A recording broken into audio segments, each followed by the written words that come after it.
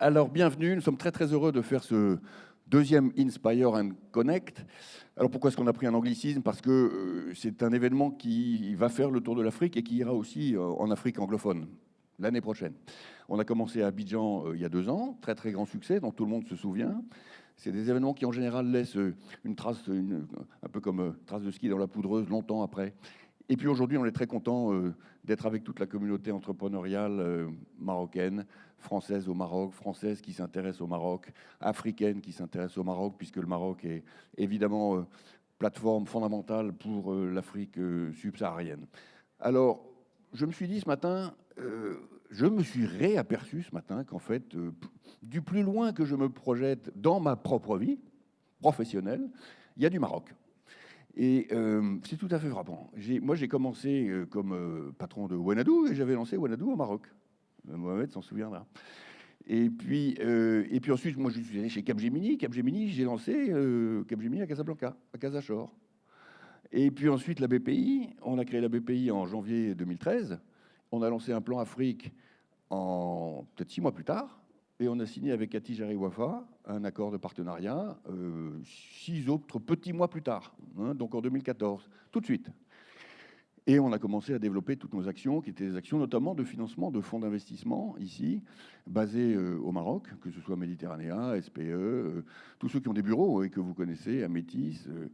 Et au final, on a développé par ailleurs le business de BPI France en France, avec des entreprises qui elles-mêmes se sont considérablement développées au Maroc.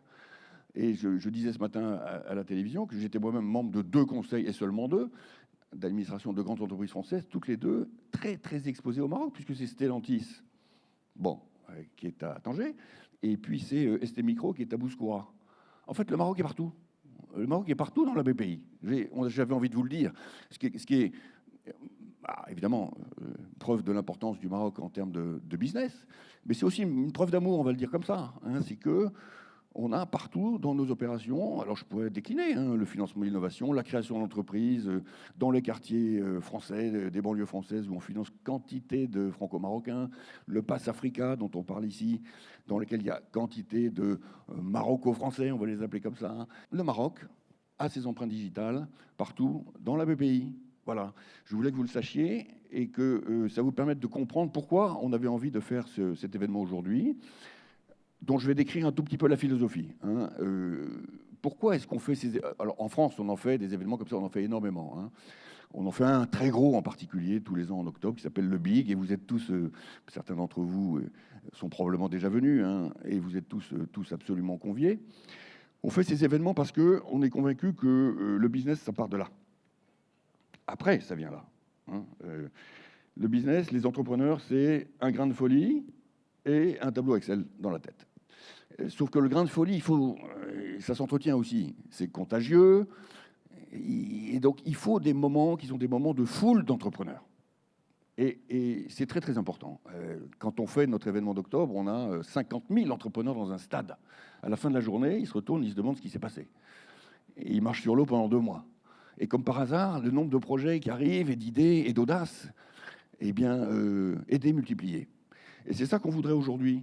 On a la conviction que les entrepreneurs marocains, les entrepreneurs français, les deux, ensemble, peuvent très largement augmenter leur fécondité, en réalité, en termes de projets. Nombre de projets que Attijari pourra financer ensuite.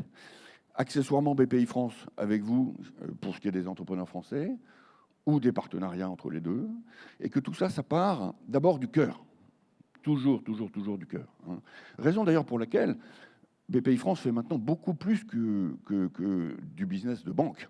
Beaucoup plus. Hein. Je ne sais pas si vous le savez, mais BPI France est devenu le premier réseau d'executive education français pour patrons de PME, patronnes et patrons de PME. On a créé 120 écoles.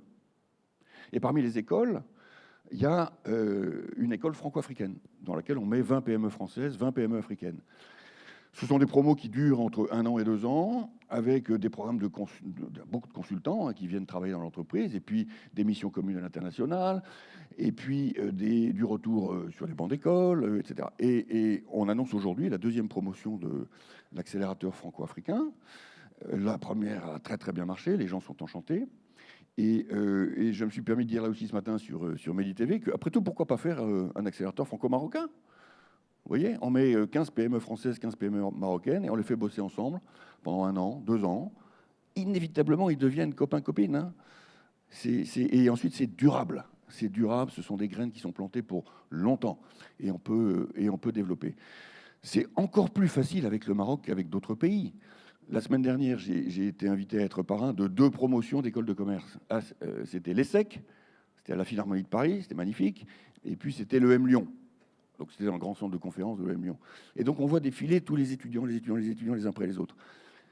Il y avait un Marocain sur 4. C'était impressionnant.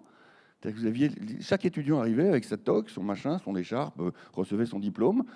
Et une fois sur 4, c'était une formidable Marocaine, un formidable Marocain. Et donc, ça dit quand même le potentiel humain incroyable de l'écosystème entrepreneurial franco-marocain. On peut tout faire quand on a cette base-là. Il n'y a qu'avec le Maroc que je vois ça, honnêtement, je vous le dis. Hein. Il n'y a qu'avec le Maroc qu'on voit ça. Et donc, on devrait avoir, je pense, au total, on va se le dire, beaucoup plus d'audace et beaucoup plus de belles histoires franco-marocaines, non pas par les grands groupes dont j'ai parlé tout à l'heure, ça c'est des décisions top-down très lourdes, les CAPEX, mais par le bas, hein, par les start-up. Et là, évidemment, je rends hommage à toute l'action de Sa Majesté sur l'innovation, la projection vers 2030 du Maroc moderne, hein, mais les PME dans tous les secteurs. Il se trouve que par ailleurs, quand on regarde les priorités du Maroc, évidemment, c'est les mêmes que les priorités de la France. Agroécologie, pharmacie, santé, éducation, tout ça, c'est les secteurs dans lesquels BPI-France investit massivement en ce moment. Hein. Je vous dis tout ça parce que c'est comme l'éléphant dans la pièce. Parfois, on ne le voit pas, mais c'est évident.